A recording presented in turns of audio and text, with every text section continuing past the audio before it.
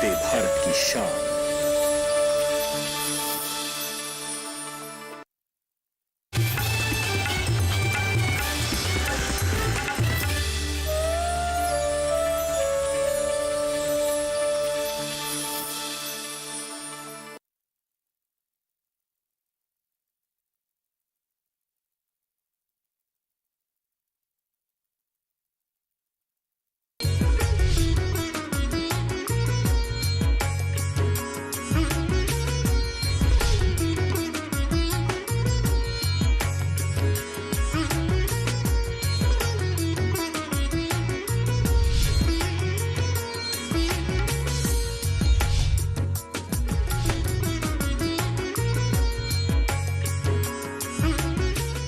नमस्कार, आप सभी का स्वागत कृषि दर्शन में। मैं हूं मुकुल शर्मा। कृषि दर्शन में हर रोज़ आपके लिए नई नई जानकारी हम लेकर आते हैं। आज के कार्यक्रम की भी अगर बात की जाए, आज खास तौर से विज्ञान और किसान में आपको हम बताएंगे क्या कुछ संदेश दिया है कृषि एवं किसान कल्याण मंत्री श्री नरेंद्र सिंह तोमर ने।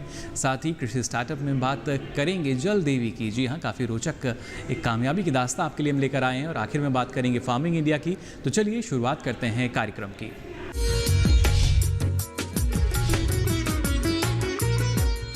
तो आइए सबसे पहले बात करते हैं विज्ञान और किसान की।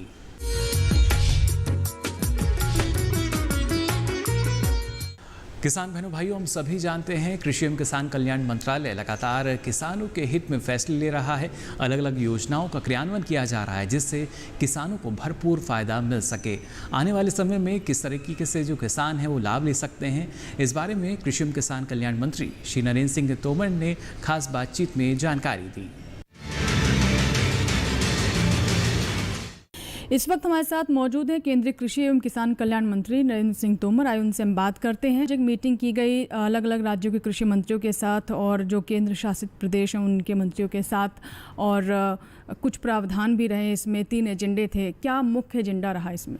प्रधानमंत्री नरेंद्र मोदी जी के नेतृत्व में लगातार 6 वर्षों से इस बात का प्रयत्न कर रही है कि किसानों की आमदनी दोगुनी हो, कृषि क्षेत्र में उत्पादन बढ़े, उत्पादकता बढ़े, कृषि उत्पाद का निर्यात बढ़े, हमारे देश में प्रोसेसिंग और पैकेजिंग बढ़े, जिससे किसान को उसके उत्पाद का उचित मूल्य मिल सके। इसलिए विगत कार्यकाल में भी अनेक रिफॉर्म किए गए, योजनाएं बनी और उनसे किसान देश भर का लाभान्वित हो रहा है। प्रधानमंत्री नरेंद्र मोदी जी के दूसरे कार्यकाल में प्रधानमंत्री जी ने कृषि के क्षेत्र में आमूलचूल परिवर्तन आए, इस दिशा में अनेक निर्णय किए हैं। उन्नत प्रमुख रूप से देश में 10,000 FPO कृषि उत्पाद संगठन ये बनाने का निर्णय लिया।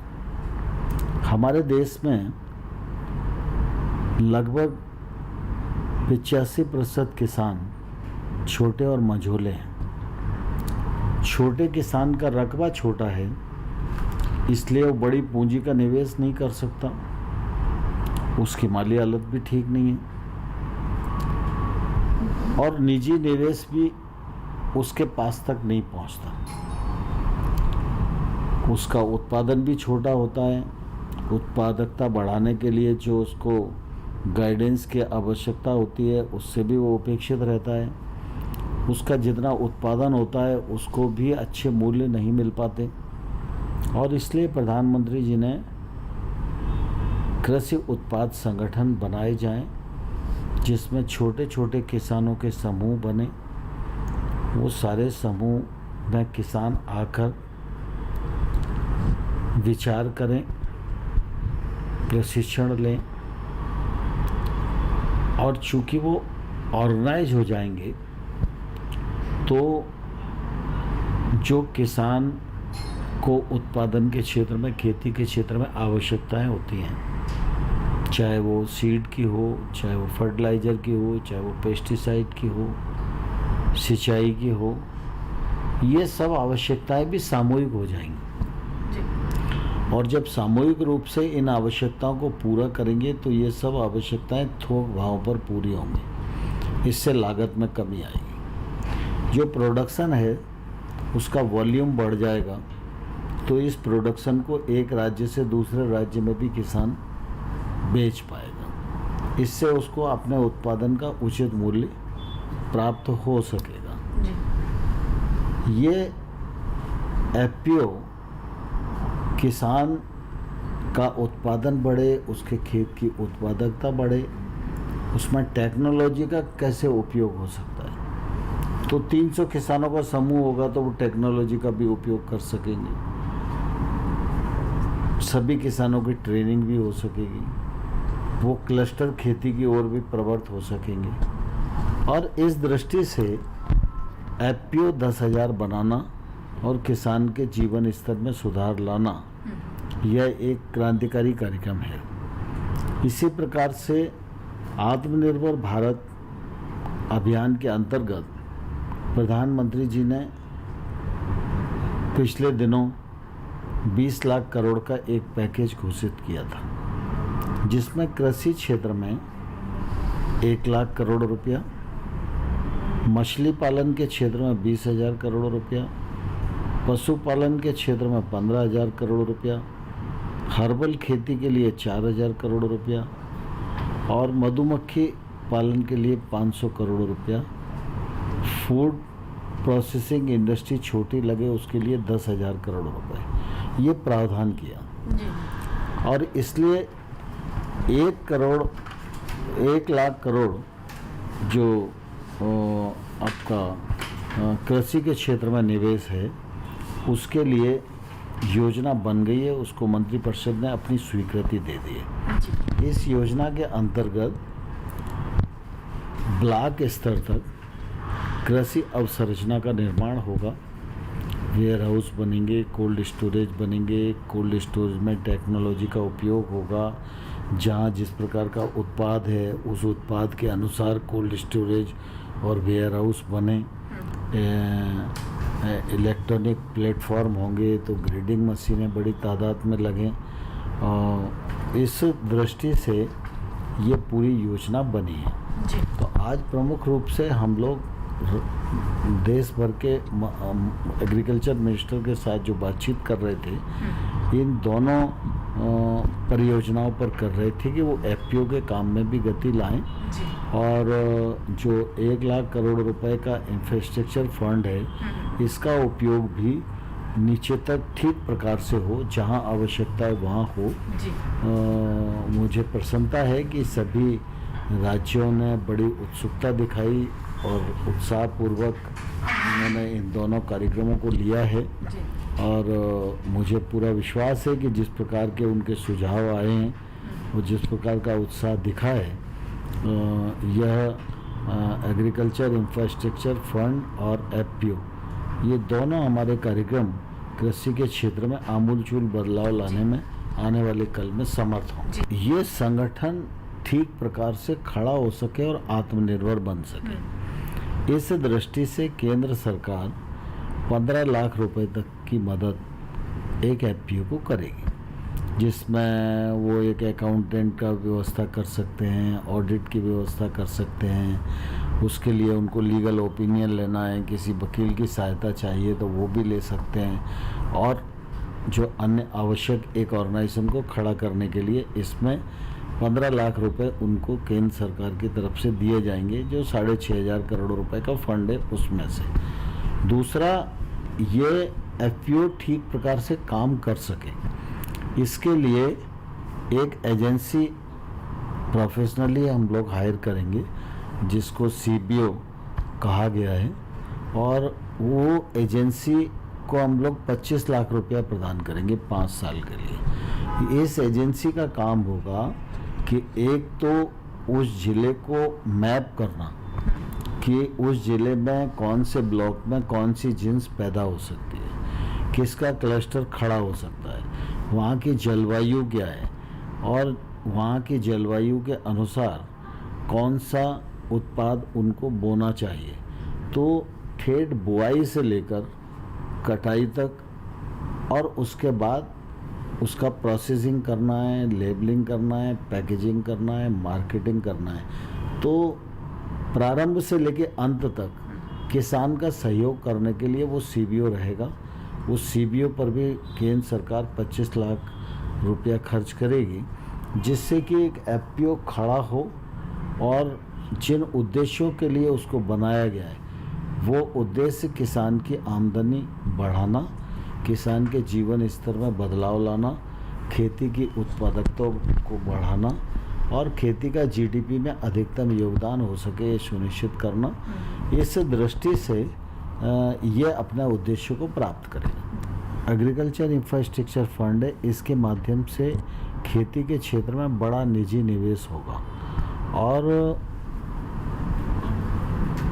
गांव में आज की आवश्यकता है कि किसान अपनी फसल को रोक सके। रोकने के लिए उसके पास रखने की जगह होनी चाहिए।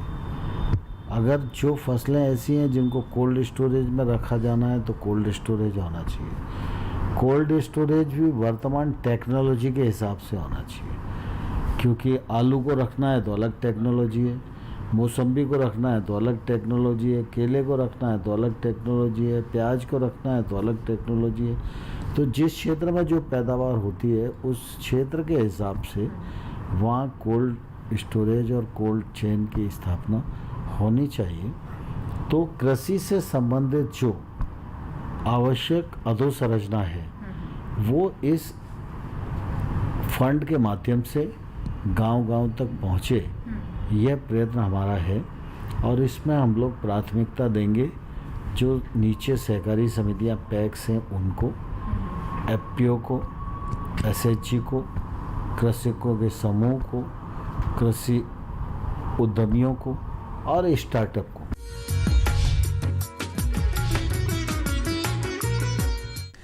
तो देखा आपने, आने वाले समय की अगर बात की जाए, ना सिर्फ किसानों की जो आय है उसको दोगुना किया जाएगा, बल्कि हर प्रभावी ढंग से कोशिश की जा रही है कि जो किसान है उसका चौतरफा विकास हो सके। फिलहाल कृषि दर्शन में वक्त हो चला एक छोटे से ब्रेक का। आप बने रहिए दूरदर्शन किसान पर।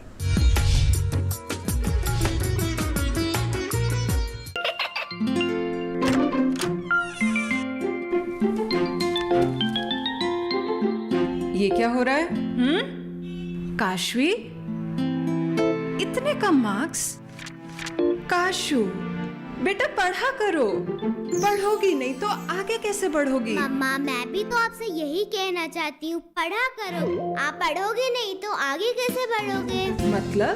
वो देखो, सिर्फ बैक पर छपा ऑर्गेनिक नहीं, ऑर्गेनिक का निशान पहचानिए। पीजीएस ऑर्गेनिक का ये लोगो उन किसानों की पहचान है जो आज भी परंपरागत विधि से रसायन मुक्त खेती कर आपके लिए शुद्ध फसल उपजा रहे हैं। अब समझे मम्मा, अगर मैं प्योर ऑर्गेनिक फूड नहीं खाऊंगी तो अच्छे मार्क्स कहाँ से लाऊंगी? अच्छा बच्चों, जैविक खेती की इस मुहिम को आगे बढ़ाइए, शुद्ध ऑर्गेनिक अपनाइए।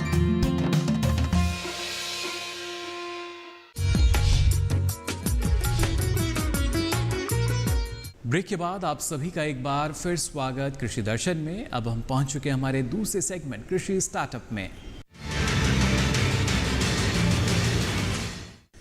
कृषि स्टार्टअप में आपके लिए हर रोज़ कुछ नया हम लेकर आते हैं। आज जो आपके लिए कामयाबी की दास्तां हम लेकर आए हैं वो है अमला रुइया की। जी हाँ, जिन्हें जलदेवी नाम से भी लोग जानते हैं। और इन्होंने ना सिर्फ जो चेक डैम है वो बनाए, बल्कि भरपूर कोशिश की कि कैसे जल संरक्षण का जो संदेश है वो दूसरे किसानों तक भी जाए और पानी का सदुपयोग कैसे करना है ये भी इन्होंने बेहतर तरीके से सबको बताया। तो आइए देखते हैं इनकी कामयाबी की ये दास्तां।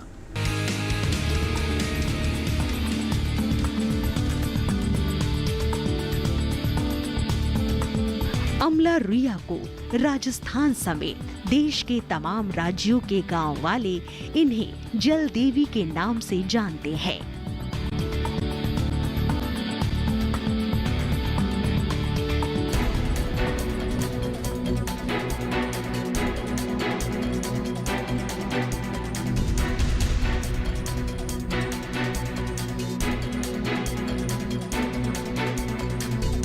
मुंबई शहर में रुइया परिवार को कौन नहीं जानता। पुश्तैनी रईस है रुइया परिवार। मुंबई समेत देश और दुनिया के चुनिंदा शहरों में इस परिवार का होटल और शॉपिंग मॉल का बिजनेस है।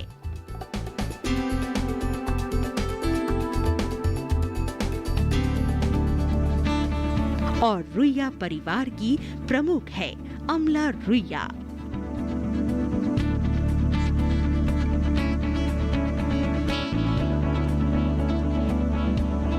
अमला रुइया देश के हजारों लाखों किसानों और गरीब परिवारों के लिए आशा का दीपक है।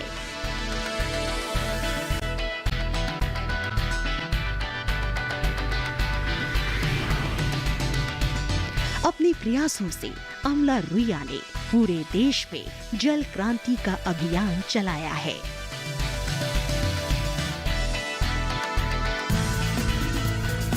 बरसाती पानी को रोकने की इस मुहिम में अमला रुइया ने सैकड़ों चेक डैम बनवाए। इन चेक डैम से लाखों गांव वालों की जिंदगी में बड़े बदलाव आए हैं। राजस्थान के सीकर, जयपुर, अलवर, झुंझुनू, दौसा, पाली, टोंक और अजमेर जिले के दूर दराज के गांव में बदलाव लाने वाली जल देवी अमला रुइया को हर कोई जानता है। हालांकि राजस्थान ही नहीं, अमला ने महाराष्ट्र, उत्तर प्रदेश, उत्तराखंड, बिहार और ओडिशा जैसे राज्यों में चेक डैम के अपने प्रोजेक्ट को जमीन पर उतारा।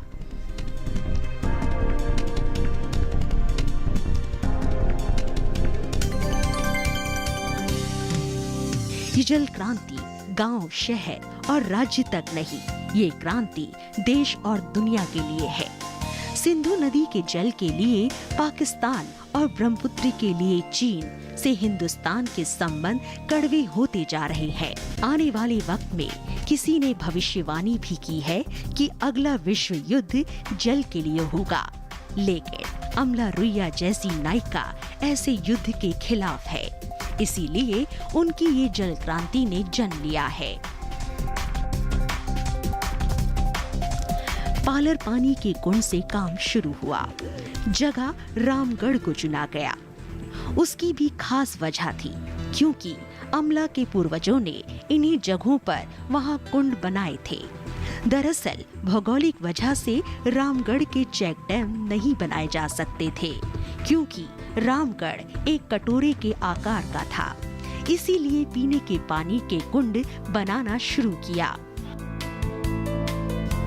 राजस्थान के गांव में बने उस चेक डैम ने पूरे गांव के साथ साथ आसपास के गांवों की तस्वीर बदल दी। पूरे साल गांव वाले मेहनत करके बड़ी मुश्किल से 2 लाख रुपए कमा पाते थे। अमला के इस प्रयास के बाद वहां की आमदनी 12 करोड़ हो गई।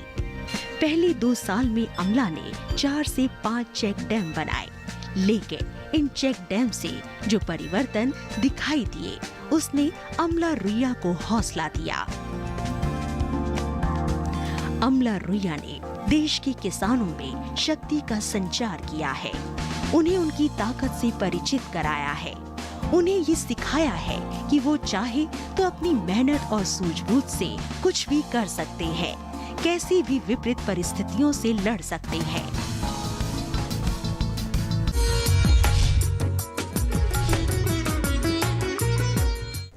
तो देखा आपने, चेक डैम के जरिए ही अमला जी जो हैं दूसरे किसानों के लिए प्रेरणा का स्रोत बन चुकी हैं। और इसी के साथ ही आपको बता दें, कृषि दर्शन में वक्त हो चला एक और छोटे से ब्रेक का। आप बने रहिए दूरदर्शन किसान पर।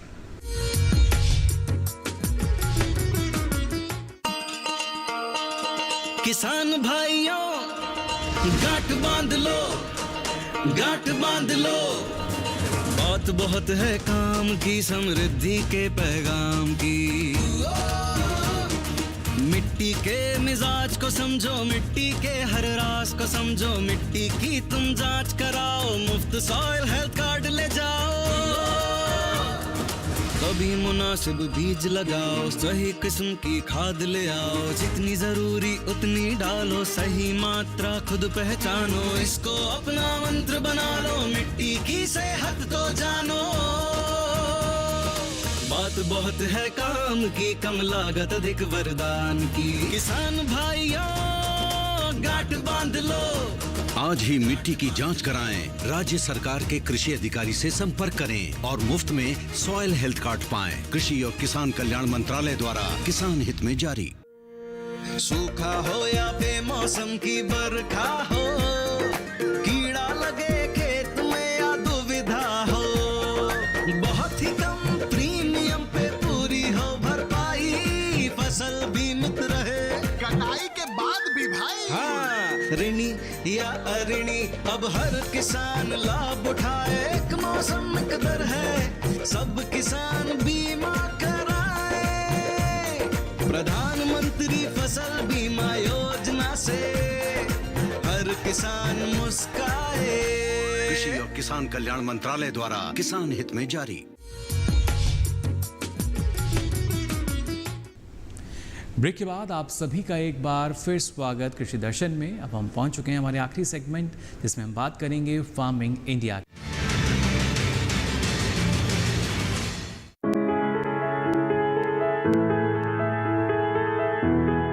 किसान भाइयों, टमाटर हमारे भारतवर्ष के उत्तरी मैदानों में काफ़ी खेती की जाती है और लगभग पूरे वर्ष भर इसकी मांग बाजार में बनी रहती है। आपको इस समय ये ध्यान रखना है कि जो किस्म का चुनाव आप करेंगे, वैसे तो टमाटर की खेती में बहुत सारी किस्मों का आपके लिए उपलब्ध हैं, लेकिन आपको ये विशेष ध्यान इसीलिए मैं आगाह कर रहा हूँ कि जो पर्णकुंचन रोग से रोधी किस्में हैं उनका ही आप चुनाव करें, तो इस सीज़न के लिए बहुत अच्छा होगा।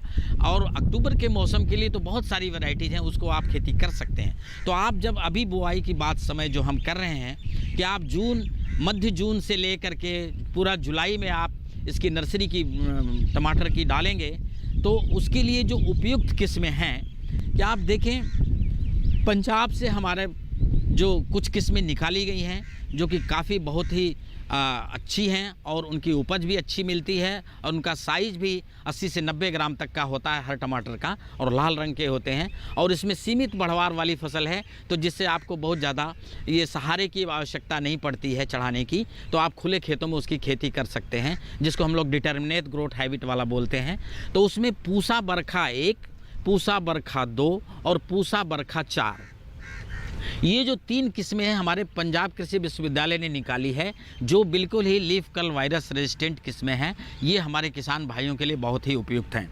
और इसी क्रम में हमारे जो भारतीय कृषि अनुसंधान सब्जी अनुसंधान संस्थान वाराणसी में है, वहाँ से भी 2-3 अच्छी किस्में निकाली गई हैं जो इस सीज़न के लिए बहुत ही अच्छी हैं। इसमें है काशी यमन, काशी विशेष, काशी अमृत, और एक हाइब्रिड किस्म भी उन्होंने बनाई है, अभी नई निकाली है, काशी अभिमान। तो ये जो 4 किस्में हैं जो काशी से निकाली गई हैं और 3 किस्में आपको पंजाब से निकाली गई हैं, ये इस बरसात के मौसम में जो आपकी फसल आएगी उसके लिए बहुत ही उपयुक्त किस्म है। उसका कारण सिर्फ यही है कि इस सीज़न में पर्णकुंचन रोग का प्रकोप बहुत अधिक होता है। तो जो दूसरी किस्में लगाएंगे आप उसमें लगाएंगे, लेकिन उसके लिए मैनेजमेंट आपको बहुत करना पड़ेगा, बहुत सारी दवाइयों का उपयोग करना पड़ेगा, तब जाके आप उस टमाटर से कुछ खेती से आप लाभ ले पाएंगे। तो हमारे किसान भाई आप देखें, अगर आप 1 हेक्टेयर टमाटर की खेती लगाना चाहते हैं तो उसमें आपको 400 से 500 ग्राम बीज पर्याप्त होता है, लेकिन हाइब्रिड किस्म अगर है तो उसका 200 से 250 ग्राम बीज ही पर्याप्त होता है। तो इस बात का आप ध्यान रखें और उसी हिसाब से आप इस बीज की मात्रा को अपने पास सुलभ कर लें और किस्मों का चयन कर लें। आप देखें, जो खुले खेत हैं, आपको टमाटर की खेती करनी है तो कम से कम आपको 10 क्यारी की आवश्यकता पड़ेगी, 3 मीटर लंबी, 1 मीटर चौड़ी और 15 सेंटीमीटर ऊंची।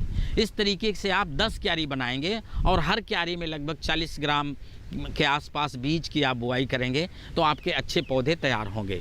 तो इस बात को आप ध्यान रखें। तो इसीलिए सबसे पहले आपको भूमि शोधन करने की ज़रूरत है, और भूमि शोधन 2 प्रकार से होती है। एक तो ये है कि जो सौर हमारा इतना गर्मी का मौसम है, इसमें खाली आप अगर नमी है तो उसमें डाल दें। अगर लेकिन उसमें एक चीज़ और डाल दें तो ज़्यादा अच्छा हो जाएगा। जैसा मैंने फॉर्मलिन आती है, आपको फॉर्मल्डिहाइड नाम से भी आती है बाज़ार में, तो आप उस दवा को ले लें और 25 ml दवा 1 लीटर पानी में इस हिसाब से घोल के आप पूरे क्यारियों के ऊपर अच्छे से छिड़काव कर दें, जिससे कि उसमें नमी बन जाए।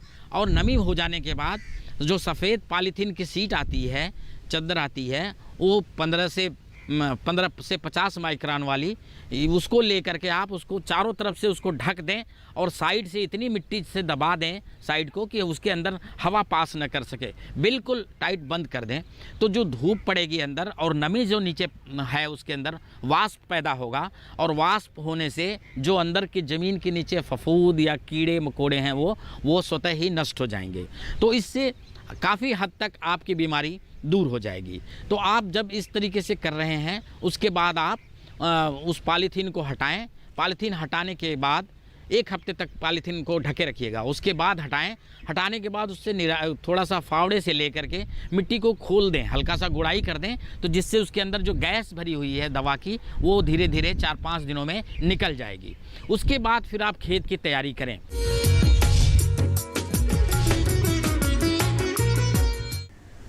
तो फिलहाल के लिए आज कृषि दर्शन में बस इतना ही। आपको बता दें, ये सारी जानकारी आप डीडी किसान के यूट्यूब चैनल पर भी ले सकते हैं।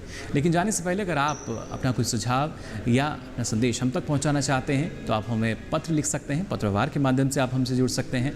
हमारा पता है कार्यक्रम कृषि दर्शन, कमरा संख्या 10, CPC दूरदर्शन, खेलगांव, नई दिल्ली 110049। इसके साथ ही आप ईमेल के ज़रिए भी हमसे जुड़ सकते हैं। हमारी मेल आईडी है krishidarshan@gmail.com। हमें इंतज़ार रहेगा आपके सुझाव और आपके संदेशों का भी। फिलहाल के लिए कृषि दर्शन में बस इतना ही। कृषि संबंधित जानकारी लेकर फिर होंगे हाजिर। तब तक के लिए दीजिए इजाज़त। नमस्कार।